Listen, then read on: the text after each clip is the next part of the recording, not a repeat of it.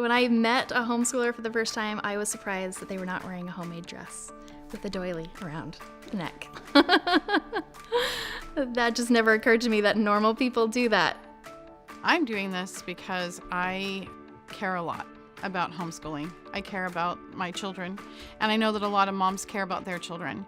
I met a homeschooler for the first time and didn't even know what homeschooling was, and just thought, wow, why would someone do all that work? Why not just send them off somewhere? There's something to be said about liking your kids. They're fun.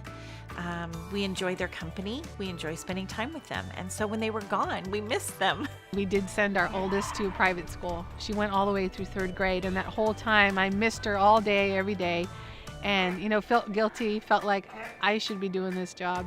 I see these ladders that we all create. You got to climb a ladder to go places, and there's no elevator button that you can push to get there. And we do it as adults, and they do it in school with kids.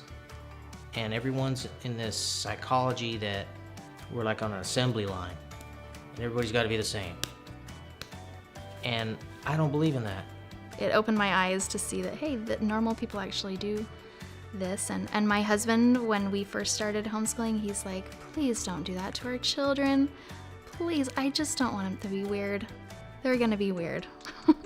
Had no inclination towards homeschooling. I never really was interested. In fact, even after we got married, no interest in homeschooling. But Rachel decided when the two kids were very small that she was leaning in that direction, and she convinced me, or rather started homeschooling, and then I fell in line later. The most important thing that you need to learn and understand is that you don't have to do it like everybody else.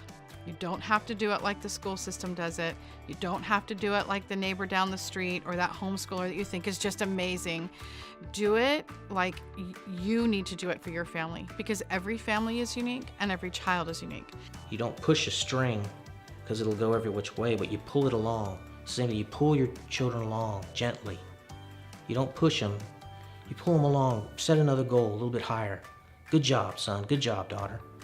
Set another goal and make it so they can reach it. And I don't see myself as a teacher necessarily. I see myself more as a mentor and a facilitator, and I try to let my kids lead the way as much as they can. None of those goals have anything to do with education, ACT scores, math skills, nothing. They're about an adult who can live their life to the very fullest. We focus on what I feel is important, and sometimes that's not math and it's not science. But we focus on important things, and the other things seem to turn out well. This is what being a family is all about. This is what being a parent is. When things are difficult, when tempers are on the verge, and a parent is able to teach a child, those are the true parenting moments. All these efforts, you're just pouring in love for your child to better their future. And that can be a fun task in itself. A mother knows her kids better than anyone else, and there's no amount of money you can pay someone that's going to do as good a job, even if you're not educated.